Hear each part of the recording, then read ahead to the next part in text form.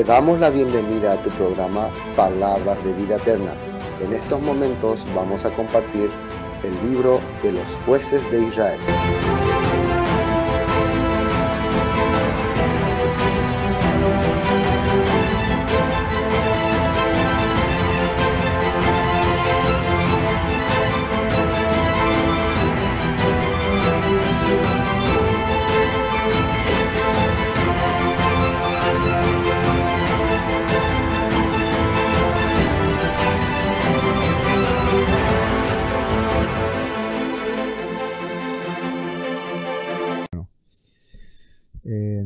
Hoy vamos a continuar el libro de Jueces. Hoy vamos a entrar en una serie muy buena, que es la serie relacionada con uno de los jueces más polémicos e interesantes, inclusive que algunos podían catalogarlo hasta la posición de rey. Se llama Gedeón, esforzado y valiente. Pero antes... Bueno, gracias al Padre, entonces seguimos. Ernesto Machedón dice, audio perfecto, solo más volumen, dice. No sé si se puede levantar volumen o yo tengo que hablar más fuerte. Ramiro de Santa Cruz, Bolivia, shalom, amados hermanos. A ver, hola, ¿cómo están? Así, muy fuerte ya. ¿Qué tal? ¿Cómo le va? Hoy vamos a compartir la palabra. La palabra de Dios. Bueno, voy a intentar. La idea es que llegue bien nítido, que puedan escuchar bien, y ese es el tema. A ver, Carles se va a encargar. Bueno, hoy vamos a compartir el libro de Jueces, capítulo 6. Hasta aquí vimos que el pueblo de Israel está recibiendo bastante... ¿cómo se puede decir? Disciplina, porque a pesar de toda la obra que el Todopoderoso está haciendo con ellos, librándole de grupos o de naciones que les oprimían, sus corazones como que no se quiere asimilar. Y hay una dificultad. ¿Saben cuál era el problema en los jueces? Y en varios de los escritos, en la segunda parte de Jueces, va a mencionar. El problema fundamental que ellos tenían es que no se sujetaban, no a un líder, sino a lo que estableció el Todopoderoso, o sea, a la Torah, a las reglas, a los estatutos. Inclusive, muchos no conocían los estatutos. Recuerden que en aquella época no es como ahora que cada uno tenemos nuestra Torah ahí en nuestras manos. O tenía que buscar, tenía que participar, tenía que ir a donde se podía aprender, tenía que buscar escuela de profetas. Así tenía que ser para que vos puedas conectar. Entonces para la gente era más fácil asimilarse al sistema, asimilarse a los pueblos que están alrededor, aprender la cultura tradicional ahí de Canaán. Y entonces difícilmente podían vivir conforme a la voluntad. Pero lo que hoy pasa también con muchas personas. Es más fácil, es mucho más fácil que vos te asimiles al sistema, viendo todo lo que el sistema te ofrece y que estar conectado con la Torah, con la palabra, ¿no? Que muchas veces a alguno le cansa, le aburre o no tiene tiempo o está en otras cosas. Y bueno, eso es lo que ocurría en aquel tiempo. Bueno, ahora veamos este capítulo 6. Este capítulo 6 que hoy vamos a compartir la primera parte, donde habla del llamamiento de un hombre llamado, de un israelita llamado, o que se le hacía llamar Gedeón. Dice así, versículo 1. Los hijos de Israel hicieron lo malo ante los ojos del Eterno, y el Eterno los entregó en manos de Madián por 7 años. Ahora, si recordamos el capítulo anterior, habíamos visto la poesía de Débora, el triunfo de Barak sobre el ejército cananeo. Y entonces dicen que tuvieron bastante descanso, ¿no? Aquí en el último versículo dice, reposó 40 años. Recuerden que ese tiempo de 40 puede ser un tiempo poco exagerado. En síntesis, reposaron bastante. Y esto es muy importante porque Débora y Barak transmitieron al pueblo una tranquilidad, porque imagínense, para triunfar contra este ejército del norte de Canaán, que tenían carros aserrados, tuvieron que ver la obra maravillosa del Todopoderoso. Entonces, a partir de ese momento, los israelitas empezaron a desarrollar su economía. Empezaron a vivir ya solventándose, cultivando, como que la tierra tuvo por eso 40 años, es decir, un largo tiempo de prosperidad. ¿Esto es bueno o malo? Bueno en un sentido, ¿no? Porque empezaron a prosperar. Malo en que la gente que estaba a su alrededor, los pueblos que estaban a su alrededor, en especial los de Madián, que no era, estos madianitas que empezaron a venir, eran así como pequeños grupos de tipo vándalos, tipo piratas, que venían y observaban cómo venían los israelitas y veían, estos israelitas están prosperando bastante bien, le está yendo muy bien. Entonces, ¿qué empezaban a hacer? Se unían y como piratas venían y les asaltaban. Constantemente venían y los molestaban, los asaltaban, y los israelitas muchas veces se defendían. Ahora el problema es que así no arranca esta historia. Si ustedes ven acá en Gedeón, no arranca diciendo y los de Madián venían, sino que arranca diciendo que Israel hizo lo malo ante los ojos del Eterno. Y el Eterno los entregó en manos de Madián por 7 años. O sea, una vez más, no es el problema los madianitas, ni su asalto, ni su atraco, ni nada. Acá el problema es que los israelitas, ahora ya prósperos, con bastante abundancia, cada vez hacen más lo malo ante los ojos del Eterno. Cada vez se apartan más. Vamos a la nota 1 para saber un poco de este señor Gedeón.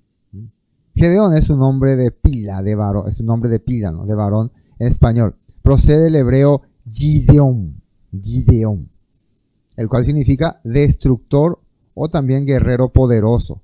La Biblia le llama esforzado y valiente. Probablemente un nombre que se le puso después, ¿no? O el Todopoderoso mismo le dio ese nombre, ¿no? Porque para el Todopoderoso, para el Eterno, para Yahweh, él era un hombre que iba a traer destrucción a su enemigo. O bien el que humilla, dice. Aparece en el libro de Jueces de la Biblia, Gedeón, famoso por liderar un grupo de solo 300 hombres en guerra y vencer al gran ejército de los madianitas. Entonces, para saber un poco sobre este señor y el significado de su nombre. Versículo 2, Gedeón, Jueces 6:2. Y la mano de Madián prevaleció contra Israel. Y los hijos de Israel, por causa de los madianitas, se hicieron cuevas en los montes y cavernas y lugares fortificados. O sea, empezaron a dejar sus casas y a vivir en cavernas, en cuevas y en fortaleza. O sea, empezaron a vivir tipo así protegidos. Ya no podían tener la libertad que tenían antes. Vamos a la nota 2. Este es un pequeño comentario sobre Madián, para saber un poco quiénes son ellos, de dónde vienen, cuál es su origen, de acuerdo a la Biblia. Madián en hebreo, Madiem, que significa, de acuerdo a esta traducción, desacuerdo o juicio. ¿Quién era Madián? Era un hijo de Abraham. Es un personaje de la Biblia, el cuarto hijo de Abraham y su concubina Setura, con la que se ganó después de la muerte de Sara. Sus hermanos fueron Sinram, Jobsam, Medán, Isbac y Sua. Sus descendientes, los madianitas, se irán en el este del Jordán, en el Mar Muerto y la península del Sinaí, al sur. Bien al sur ellos se instalaron. Moisés fue recibido por Jetro, sacerdote de esta tribu, después de huir de Egipto. Allí se casa con Séfora, hija de Jetro. Poco después, Elohim se le reveló en el episodio de la zarza ardiente y le envió a liberar al pueblo de Israel de la esclavitud. Hay que entender que Madián era una tribu, era un descendiente de Abraham y era una nación grande, y ya para la época donde Moisés viene a habitar con Jetro. Jetro probablemente ya seguía una línea sacerdotal, y al escuchar la historia de los israelitas, él se une, ¿no?, a Moisés y empieza a seguir el camino que seguía los descendientes de Jacob. Porque nosotros sabemos que Madián fue separado de Abraham en los tiempos de Isaac, ¿no? Pero muchos de ellos aprendieron el corazón de Abraham, ¿no? Pero a medida que pasó el tiempo, sus corazones se fueron desviando también. Entonces, entre los madianitas, muchas tribus ya no estaban siguiendo el camino que habían aprendido de Abraham, ¿no? Moisés ejerció la venganza, dice, contra los madianitas, pues sus mujeres habían seducido a los hijos de Israel, haciéndole adorar a los ídolos. Esto fue cuando Moab y Madián se unen para ir en contra de Israel, inclusive envían a Balán para hacerle la maldición. Entonces por eso se le hace guerra, ¿no? Haciéndole adorar a los ídolos. En el libro de los jueces, Gedeón pone fin a los ataques de los madianitas contra los israelitas. Recién ahí se termina la guerra con Madián. Porque Madián estaba bastante lejos de Israel, al sur. No sé si creo que no le envié a Calé el mapa de Madián. Vos podés buscar, Calé, Madián. Al sur está, bien abajo. Entonces, si es que... No le envié. Si va a buscar Calé, después le vamos a mostrar el mapa. Si es que como ejército los madianitas no estaban cerca de su territorio. Entonces, pero cuenta la historia que para aquella época ellos se habían convertido como en un tipo ejércitos nómadas, o sea, piratas. Eran grupos de madianitas piratas. Ahí Calé encontró el mapa, no sé si lo vas a publicar. A ver.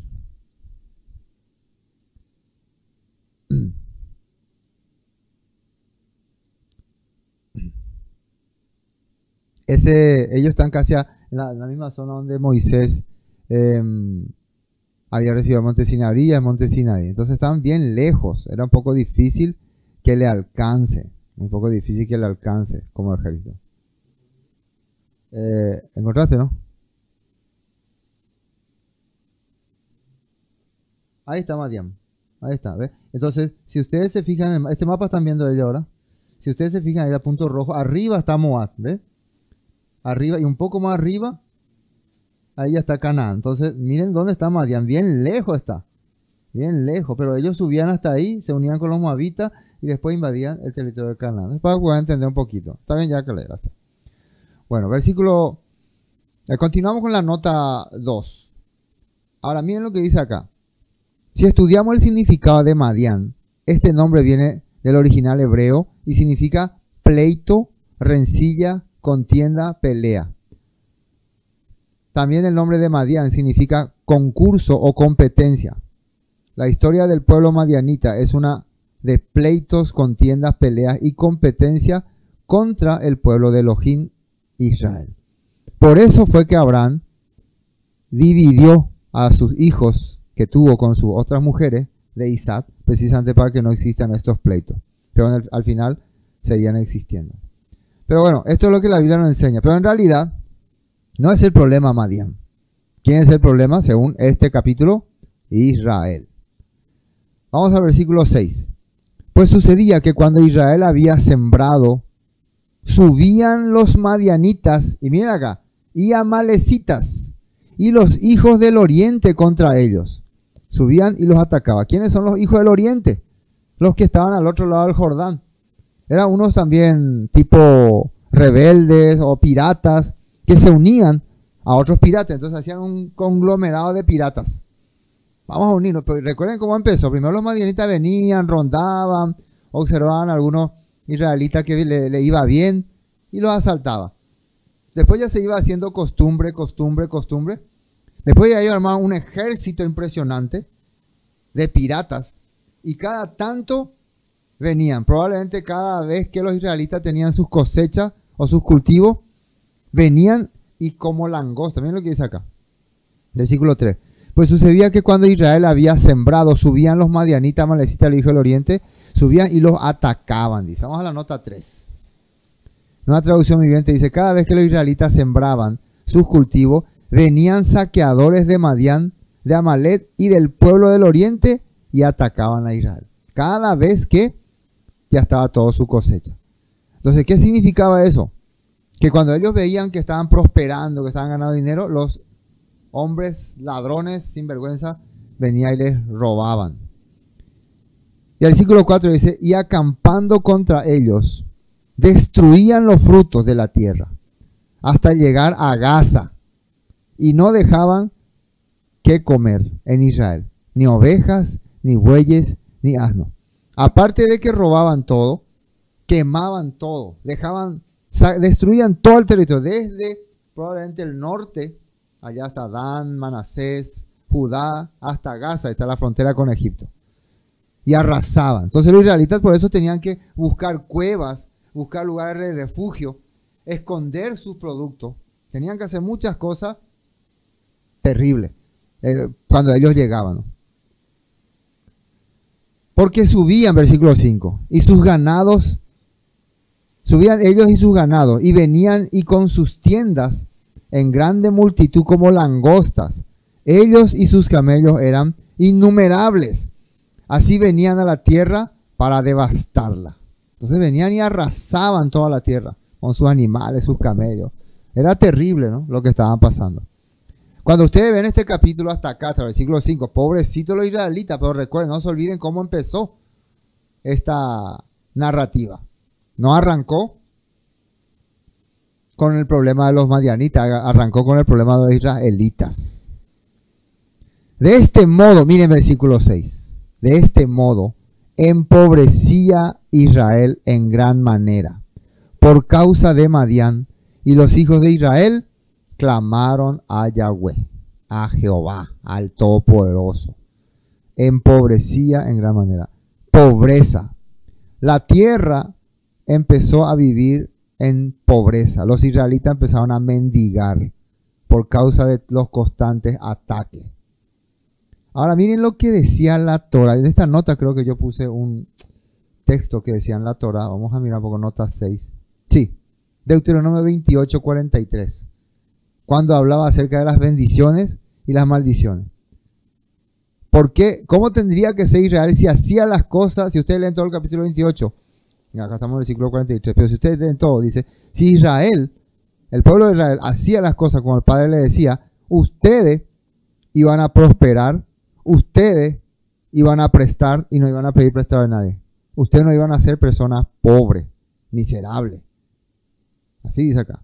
Pero si vivían en contra de la palabra, se rebelaban en contra de mi palabra y hacían lo malo, como están haciendo los de Israel, los extranjeros que vivan, dice Deuteronomio 28, 43, los extranjeros que vivan en medio de ti se harán cada vez más poderosos, dice, mientras que tú con el tiempo te irás debilitando. Versículo 44, ellos te prestarán dinero, pero tú no tendrás para prestarles a ellos. Ellos serán cabeza y tú serás cola. Entonces, ¿por qué muchas personas hoy en día se quejan de la situación y va a ir a aporte? En primer lugar, tiene que analizar, antes de, sabemos que la situación está difícil, pero antes tiene que analizar cómo vive, cómo maneja su finanza, cómo maneja sus recursos y cómo se acerca ante el Eterno de acuerdo a sus recursos. Eso es lo que la Biblia nos está explicando. Si vos te vas en contra de la voluntad del Padre, entonces vos permitís que las personas que están a tu alrededor se hagan más grandes que vos y vos te achiques. Así está diciendo la Escritura. Y vos permitís que en vez de vos prestar, ellos te presten. Por eso, no es que está mal prestar o pedir prestado, ¿no? Pero lo correcto es que no necesitemos nosotros depender de préstamo, de por favor préstame. Hay personas que por favor presta uno para pedir prestado, otro para prestar a otro y vive, toda la vida vive prestando. Entonces, si no podemos ordenar nuestra vida en lo espiritual, siempre vamos a vivir, como dice acá, en pobreza. Bueno, esto es lo que la Torah ya estaba avisando. Acá dice que Israel empobrecía, pero uno diría, pero por causa de los madianitas era. No, era por causa de los madianitas. La Biblia aclaró bien, por causa de que se apartaban del Eterno, dice. Y cuando, versículo 7, y cuando los hijos de Israel clamaron al Eterno a causa de los madianitas, empezaron a clamar, dice, a causa de los madianitas, pero la Torá, la palabra, le quería hacer entender otra cosa. Por eso puse en el 7 un texto interesante. Primero vamos a leer lo que decía en el capítulo 2 de Jueces, versículo 11. Esto que leímos en el capítulo 2, cuando compartimos el capítulo 2, es lo que le está acompañando a los israelitas durante todo su trayecto. Los israelitas hicieron lo malo a los ojos del Eterno. Y miren lo que dice ahí. Sirvieron a las imágenes de Baal. Abandonaron al Eterno Elohim de sus antepasados, quien los había sacado de Egipto. Miren, siempre se recuerda que ustedes al que les liberó, al que les trajo la libertad, le abandonaron. Siguieron y rindieron culto a otros dioses, los dioses de los pueblos vecinos, y así provocaron el enojo de Adonai, del Eterno. Esto ya hablaba del capítulo 2 y sigue acompañándonos. Miren lo que el apóstol Pablo en 1 de Timoteo, haciendo referencia a la riqueza, mencionaba. Y siempre es muy importante entender, porque hay una cosa que el apóstol Pablo quiso hacernos entender acá. Aparte que nuestro maestro Yeshua nos dijo que uno no puede servir a dos señores, porque menospreciará uno y amará al otro. No puede servir a el Todopoderoso Elohim y al poder de las riquezas. No es que no puedes tener riqueza. Servir es otra cosa. Servir es que vos te olvidas del Padre y le entregas tu vida, tu tiempo, tu hora, todo a las riquezas. No se puede, dice. Sí o sí, a uno le vas a tener que menospreciar.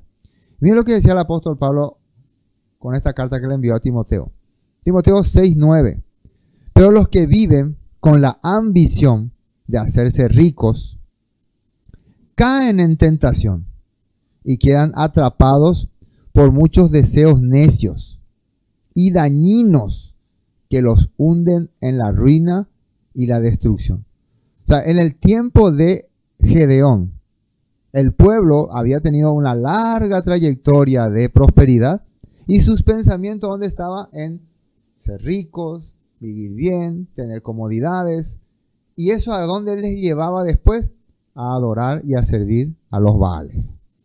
A honrar a Baal porque era el Señor de la riqueza, el Señor de la prosperidad, y menospreciar al Todopoderoso. El apóstol Pablo está diciendo eso, ¿no? A Timoteo. Pues el amor al dinero, dice. Amor significa servir, entregarte. Es la raíz de toda clase de mal. Recuerden que cómo empezó el libro de capítulo 6. Hicieron lo malo. Se amaron la riqueza, amaron el poder, entonces se olvidaron de lo que el Padre le había ordenado.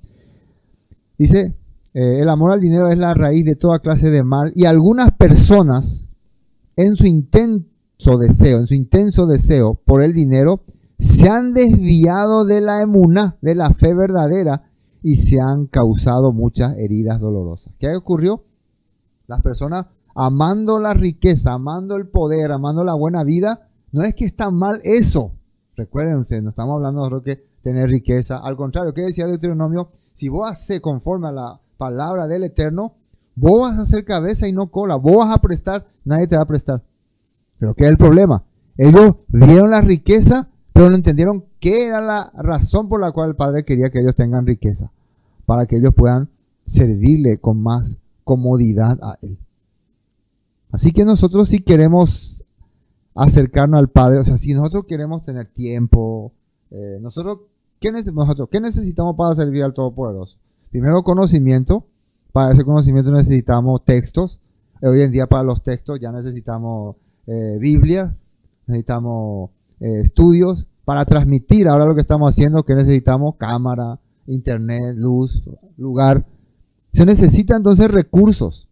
Si estos recursos yo los uso para hacer la voluntad del Padre, entonces el Padre me va a seguir dando, me va a seguir proveyendo, me va a seguir aumentando, porque eso es lo que el Padre quiere que nosotros hagamos.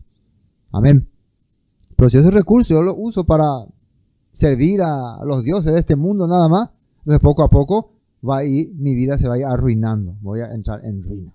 Eso es lo que está ocurriendo aquí. Bueno, para que podamos entender ese punto.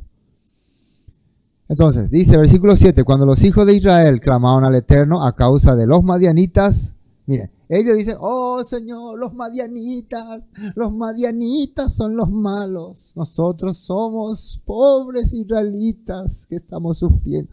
Muchas personas dicen, ay, por favor, tengo mucho problema en mi vida, estoy desastre. Pero miren, ¿qué le dice el Eterno?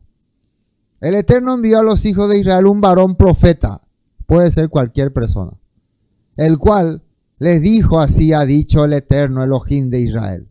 Yo os hice salir de Egipto y os saqué de la casa de servidumbre. Miren lo que le dice. Y os libré de la mano de los egipcios y de mano de todos los que os afligieron, a los cuales eché de delante de vosotros y os di su tierra. Nuevamente este hombre que aparece, este profeta que no sabemos quién es, que no importa, ¿qué es lo que importa? Fíjense que en la Biblia muchas veces el profeta o el mensajero no importa. ¿Qué es lo que importa? El mensaje. Cosa que hoy en día las denominaciones hacen al revés, ¿no? El mensaje no importa, sino le exaltan al mensajero, ¿no? Al hombre, le exaltan al hombre. Acá el mensaje es lo que importa.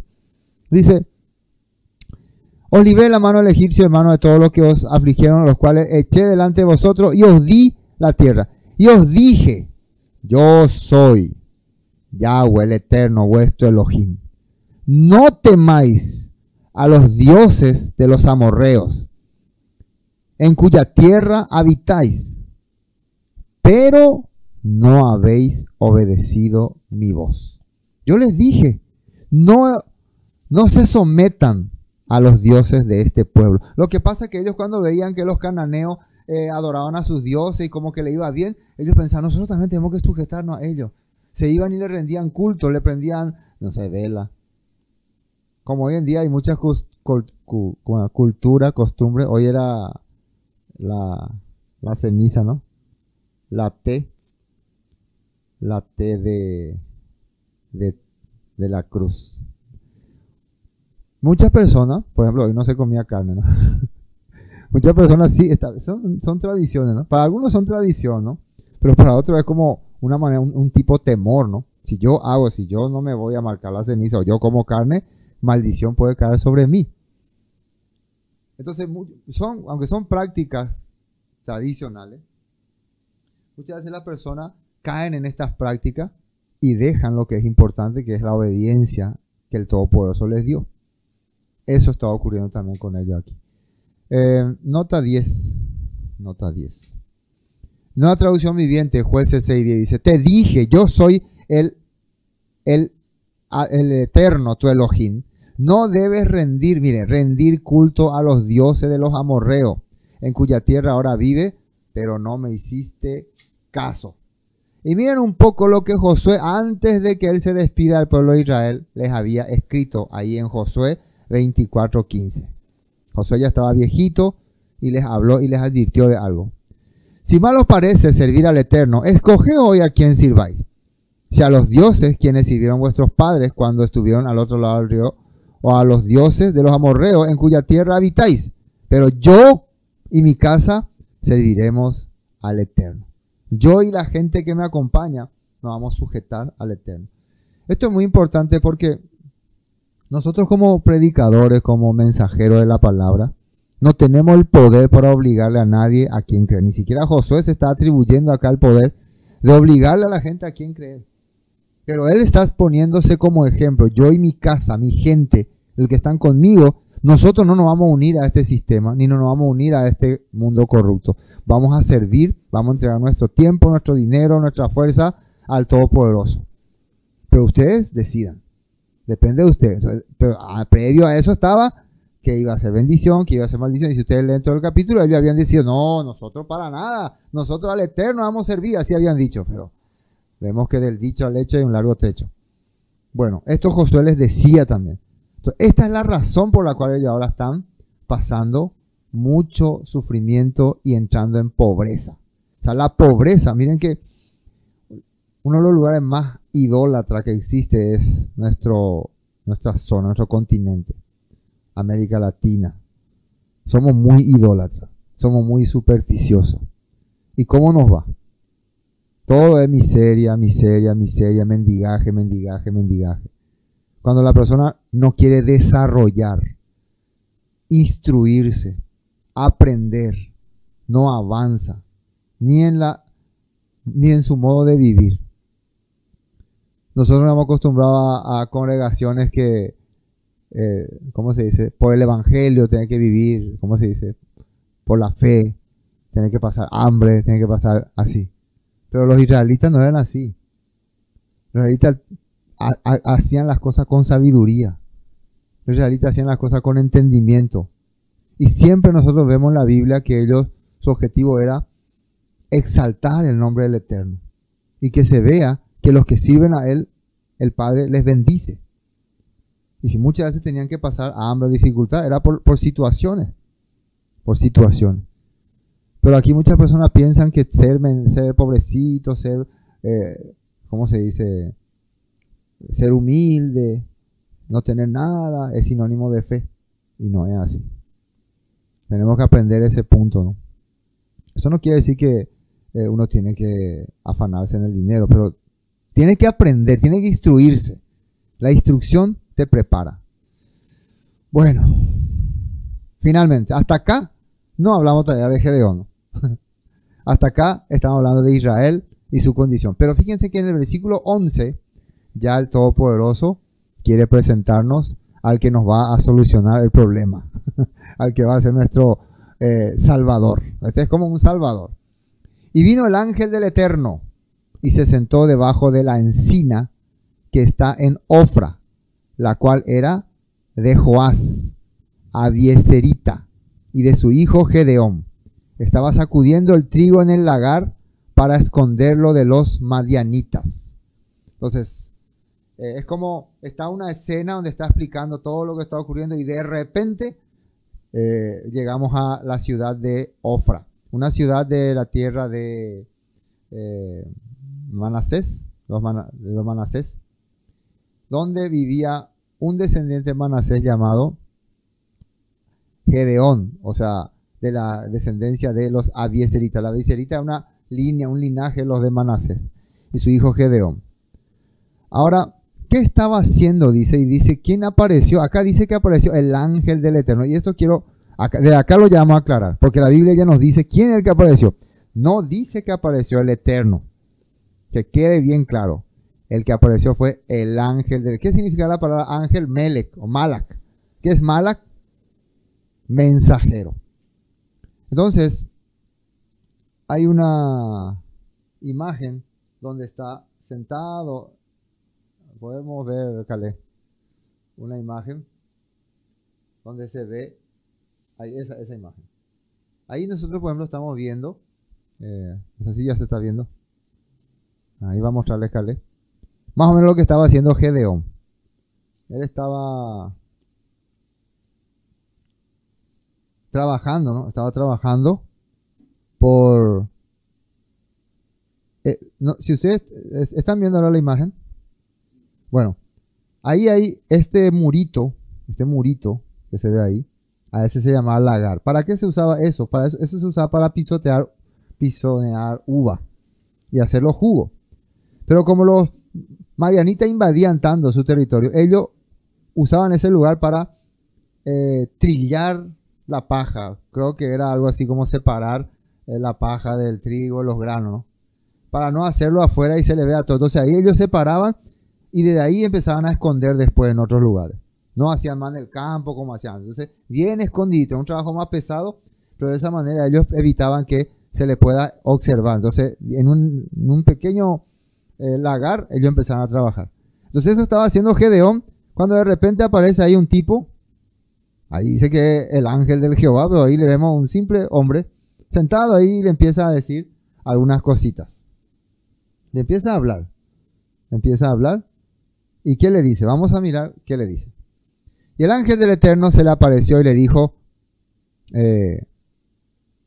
Yahweh está contigo, varón esforzado y valiente. Ahora, miren bien, ¿quién se apareció? Dice, yo quiero que aclaremos bien esto porque este texto se usa para decir que fue Yahweh lo que apareció. Yahweh fue lo que apareció y que ese Yahweh era el segundo de la Trinidad, ¿no? Hay el primero de la Trinidad, el segundo de la Trinidad, el tercero. Pero acá dice que no era ni el segundo de la Trinidad, ni era Yahweh. ¿Quién dice que era? El ángel. Y el ángel puede ser cualquier persona, un mensajero. Dice, y miren que dice, y el ángel del Eterno se le apareció y le dijo, el Eterno está contigo, varón esforzado y valiente. Le dice. Así le llama a Gedeón, varón esforzado y valiente. Aunque él está ahora haciendo una acción de cobarde, porque se está escondiendo de los madianitas.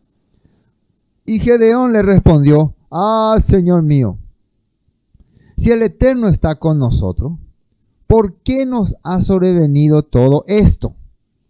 ¿Y dónde están todas sus maravillas que nuestros padres nos han contado, diciendo, ¿no nos sacó el Eterno de Egipto? Y ahora el Eterno nos ha desamparado y nos ha entregado en manos de los madianitas. ¿Qué es lo interesante acá? La respuesta de Gedeón. Habíamos hablado primero que cuando se le apareció, dice un mensajero. ¿Se acuerdan que apareció un profeta? Eso puede haber sido muchos años antes o un tiempo antes. En general se le apareció a los israelitas y le había dicho cuál era su problema. Ustedes saben por qué están pasando así. Porque se olvidaron quién les sacó de Egipto. Se olvidaron quién les liberó. Se olvidaron todas las maravillas. Y por lo visto, no sabemos si Gedeón estaba también entre ellos escuchando. Él era niño. Entonces él empezó a tener interés en todas las cosas que había acontecido con el pueblo de Israel, y por lo visto él entendió que hubo un tiempo en que el Todopoderoso nos protegía, nos cuidaba, nos defendía de los ejércitos malos, nos liberó de Faraón. ¿Y por qué ahora no acontece esto? Entonces él se quedó con esa duda, Por lo visto todavía no estaba captando que el problema era la condición en la cual el pueblo estaba viviendo. Entonces, bueno, él habla así. A ver, estamos en nota 13.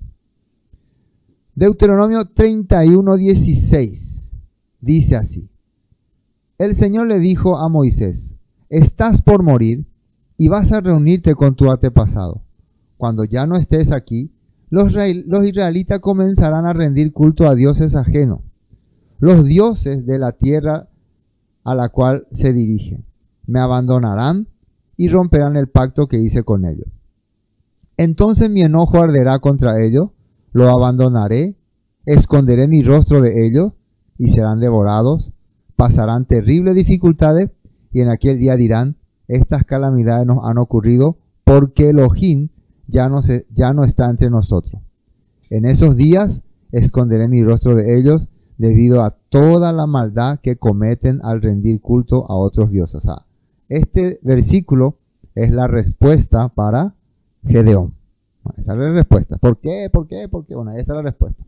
Porque ustedes se han inclinado hacia los Baales. Bueno, sigamos, ¿no? Estamos en el versículo 14. Y mirándole, el Eterno le dijo, miren, ahí está. Esto es lo que quería entender. Y mirándole, el Eterno le dijo, ve con esta tu fuerza y salvarás a Israel de la mano de los madianitas. Yo te envío, no te envío yo, o sea, diciendo, bueno, yo te estoy enviando. Ahora, ahí, si uno analiza, ¿quién parece que está hablando? Ahí dice ya el Eterno. Nosotros tenemos que ver la perspectiva del escritor. El escritor entiende que apareció un mensajero. Esto se escribió probablemente en la época de Samuel. Probablemente serán los profetas, los alumnos de Samuel, lo que están escribiendo. Y ellos están entendiendo que esa persona que se le apareció a Gedeón es una persona que está en representación del Eterno. Entonces, cuando está hablando con él, es como si el Eterno le estuviera hablando. O sea, ya directamente acá dice el Eterno. Pero más arriba aclaró que era el mensajero del Eterno. Pero acá ya dice el Eterno le dijo. Entonces, cuando él está hablando, ya Gedeón entonces ya no le distingue como un mensajero, sino como el propio Todopoderoso. Ve con esta tu fuerza, dice. ¿Cuál era la fuerza de Gedeón? Esa respuesta, esa pregunta que él estaba haciendo. Quiero saber por qué nos pasa esto. ¿Por qué nos abandonó? Bueno, este deseo que tenés de encontrar justicia, de encontrar solución a los problemas, esa es tu fuerza. Cuando a una persona no le interesa nada, no le importa nada, vive nomás así, entonces no tiene ninguna fuerza. Cuando una persona quiere salir de este sistema, ¿por qué es así? ¿Por qué ¿Por qué muchas cosas no tienen sentido? ¿Por qué hay mucha confusión? Por eso muchas personas se quedan en sectas o denominaciones, porque nunca quieren averiguar nada, nunca quieren saber nada y se conforman con lo que pasa. Y es parte de nuestra naturaleza. Pero Gedeón no tenía ese corazón. Por lo visto, por más que él estaba trabajando ahí, en su corazón él quería salir de este sistema. Quería saber. ¿Y qué era la respuesta? Ustedes han dejado mi Torah y se han ido tras los Baales. Han agarrado el sistema y han abandonado la voluntad del Padre. Esa era la respuesta. Entonces, versículo 15, le respondió: ah, Señor mío, ¿con qué salvaré yo a Israel? Dice: he aquí que mi familia es pobre en Manasés, y yo el menor en la casa de mi padre. O sea, yo era una familia de pobreza, y él todavía el más pobre. El Eterno le dijo, otra vez sale el Eterno le dijo, pero en realidad, ¿quién está hablando? El mensajero. Ciertamente yo estaré contigo, y derrotarás a los madianitas como a un solo hombre. O sea, él está hablando, vos vas a derrotar a los madianitas como a un solo hombre. Y él respondió: yo te ruego que si he hallado gracia delante de ti, me des señal de que tú has hablado conmigo. Acá está parte importante, vamos a tratar de analizar. Si él está hablando con un mensajero, según vemos, es un hombre común, tiene una apariencia común, pero le está diciendo cosas sobrenaturales, ¿no? Entonces, Gedeón, ¿qué quiere? Quiero una señal. Y atiendan bien qué es lo que va a hacer Gedeón. Esto a mí me hizo entender que este muchacho Gedeón no era cualquier tipo por ahí. En realidad él estaba pendiente. Yo les dije, si una persona quería acercarse al Padre, en aquel tiempo tenía que estar pendiente de las instrucciones, de lo que el Padre había establecido también como reglamento para poder unir su corazón a él. Te ruego, dice el versículo 18, que no te vayas de aquí hasta que vuelva a ti y saque mi ofrenda y la ponga delante de ti. Él va a traer y va a ofrecer un presente a este ángel. Y él respondió: yo esperaré hasta que vuelvas. Y entrando Gedeón, preparó un cabrito y panes sin levadura de una efa de harina, y puso la carne en un canastillo y el caldo en una olla, y sacándolo se lo presentó debajo de aquel árbol. Le trajo todo un preparado. A esto se le llamaba en aquella época como una ofrenda de minja o de paz. Ofrenda de shalom. Ofrenda de shalom, dijimos, ¿no? Ofrenda de shalom.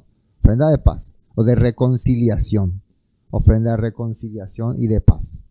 Porque él ahora está recibiendo favor del Eterno. El Eterno le está diciendo: humíllate, pide perdón por tus pecados. No le está diciendo, el Eterno ya está viendo en el corazón de Gedeón el deseo ferviente de servir a su pueblo. El Eterno ya este mensajero, ¿cómo se presenta ante Gedeón? Ya le dice directamente: hombre forzado y valiente. Yo ya veo, así como un día Yeshua vio en el corazón de Natanael, que era un hombre en quien no hay engaño, un verdadero israelita, y le llamó. Así también el Todopoderoso acá a través de este mensajero está viendo que este señor Gedeón tiene el deseo de servirme, tiene el deseo de pelear, pero no sabe cómo. Necesita que alguien le levante la moral o le empuje. Necesita que alguien le empuje. Entonces, una vez estando ahí, él hace cosas que solamente lo haría alguien que conoce lo que al Padre le agrada. Y está presentando una ofrenda de paz. Dentro también está la ofrenda de minja, que es de servicio y también de reconciliación. Y entrando Gedeón preparó, ya leímos, versículo 20. Entonces el ángel de Elohim le dijo: toma la carne y los panes sin levadura y ponlo sobre esta peña, sobre una roca, y vierte el caldo. Y él lo hizo así. Entonces le dijo que haga tipo una presentación, tipo un sacrificio. Y extendiendo el ángel del Eterno, tenía un báculo que tenía en su mano, tocó la punta de la carne y los panes sin levadura. Panes sin levadura, fíjense, panes de pesa, ¿no? Eran de pesa. Y subió fuego de la peña, el cual consumió la carne y los panes sin levadura. Y el ángel del Eterno desapareció de su vista. O sea, el mensajero se fue. Tenemos ahí la imagen. Tenemos la imagen. Tal vez nos va a mostrar. Cuando el ángel toca ahí. Ahí está. Toca. Y se empieza a encender todo, ¿no? Se prende todo. Esa ofrenda. ¿Y qué significa esto, no? ¿De qué se trata, no? Vamos a ver la nota 21. Nota 21. Miren lo que dice en Levítico 9:23. Para que estemos en contexto, ¿qué ocurrió en Levítico capítulo 9? Fue el momento en que el tabernáculo de reunión fue inaugurado. Fue la primera vez que Aarón y sus hijos ofrecieron sacrificio al Eterno, y algo sorprendente ocurrió aquella vez. Dice Levítico 9:23. Luego Moisés y Aarón entraron en el tabernáculo, y cuando salieron volvieron a bendecir al pueblo, y la gloria del Eterno se apareció a toda la comunidad. ¿Y cómo se apareció? 24 dice: un fuego ardiente salió de la presencia del Eterno y consumió la ofrenda quemada y la grasa que estaba sobre el altar. Cuando los israelitas vieron, gritaron de alegría y se postraron rostro en tierra. Aquella vez, cuando primera vez se ofreció esta ofrenda de paz, se manifestó el Todopoderoso a través de un fuego. Entonces lo que ahora está ocurriendo es que a Gedeón se le está presentando esta escena. Entonces con eso él tiene una prueba de que el Todopoderoso es el que le está, no es solamente un hombre que vino ahí a hablar tonterías, sino es alguien enviado por el Eterno, es el que está dándole esta instrucción y le está dando la seguridad de que vos vas a ganar esta batalla, porque vos estás haciendo las cosas que al Padre le agrada, de acuerdo a como dice la Torah. Vos estás teniendo paz con el Eterno. Shalom. Shalom. Viendo entonces Gedeón que era el mensajero del Eterno, dijo: ah, Señor Yahweh, que he visto al ángel del Eterno cara a cara. ¿Sale? Esto es importante entender. En realidad, ese poder que salió, ¿no?, le hace entender a Gedeón. Moisés un día estuvo delante del Eterno y ¿qué era que le dijo el Eterno? Que nadie puede estar delante de mí y vivir. O sea, él está como sorprendido. Yo estuve ahora en la presencia del Todopoderoso. Para ellos eso es algo grande, porque hace bastante tiempo que ellos no sabían nada de este Elohim que había liberado a su pueblo. Y ahora él estaba experimentando. Era una cosa emocionante para él. 23. Pero el Eterno le dijo: Shalom a ti. Shalom a ti, le dijo. No tengas temor, no morirás. De ahí que nosotros siempre usamos la palabra shalom.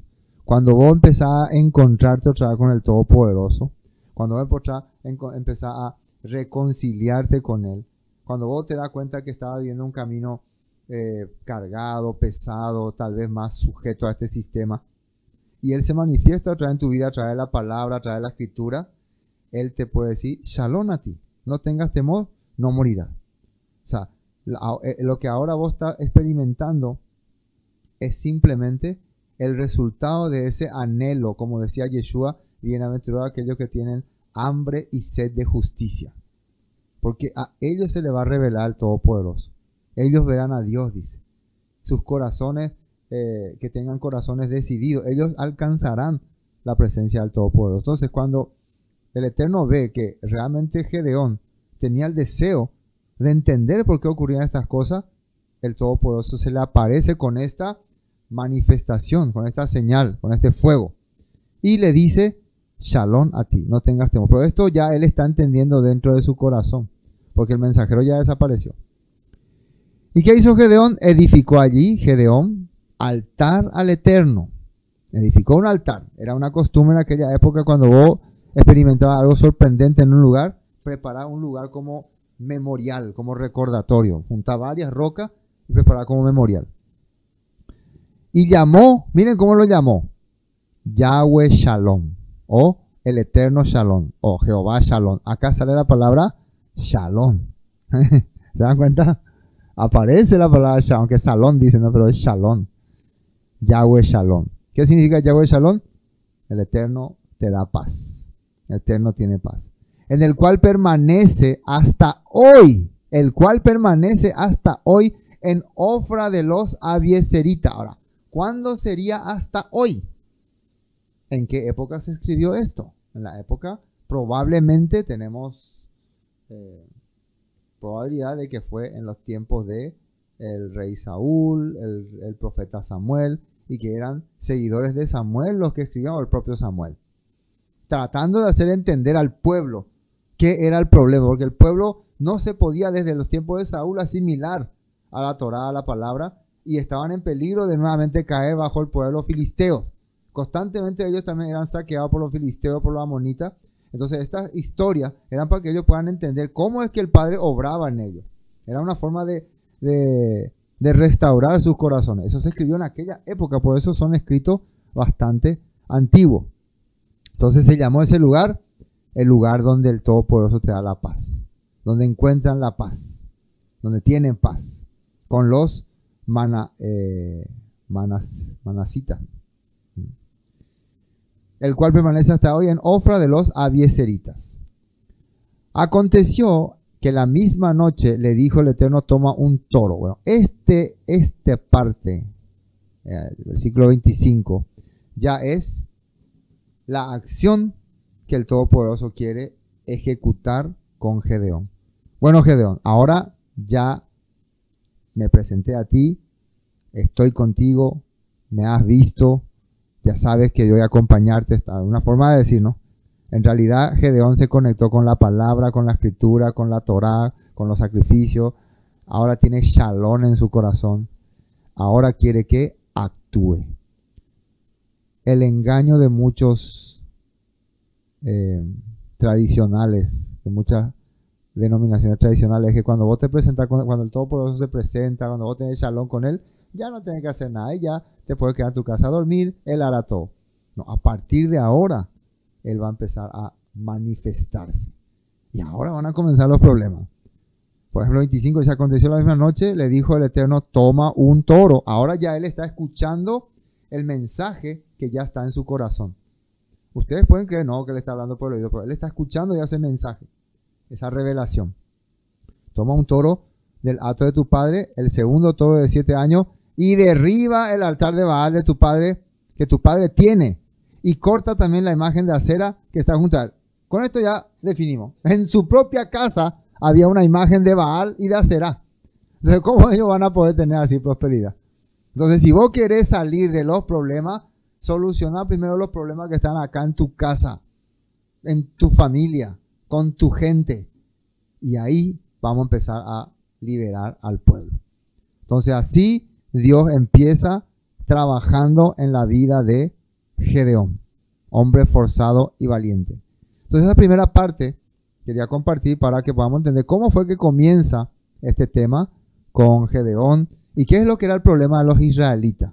Hermano, esta palabra nos va a ayudar mucho a nosotros a entender cuando nosotros queremos salir de un problema, de una situación, una dificultad, pero miramos la dificultad, no miramos el problema y no vemos el trasfondo de todo lo que hay alrededor, cómo estamos viviendo, realmente nos estamos acercando a la palabra, estamos realmente buscándole al Padre, estamos realmente queriendo ser parte de un pueblo que obra para el Todopoderoso, o simplemente estamos siguiendo nomás la corriente que está a nuestro alrededor. Esto nos va a ayudar a entender bastante. Entonces, a partir de ahora, Gedeón va a empezar a crearle problemas, no a los madianitas, a su propia gente. Ahí está. Para poder liberar a los madianitas, hay que enfrentarse primero con nuestra propia gente, que está totalmente ya atrapada por el sistema. Lastimosamente, muchos hermanos, hermanas, esa parte no comprenden y muchas veces se ven como atacados, se sienten atacados cuando uno quiere mencionar que la vida que está llevando no es la vida que el Padre quiere, ¿no? Tanto de nuestras creencias o de otras creencias, ¿no? Y piensan que nosotros le queremos cargar leyes, le queremos imponer cosas, y no es así. Eso es lo que la palabra del Todopoderoso nos dice. Amén. Entonces, hoy hasta aquí vamos a compartir. Shalom.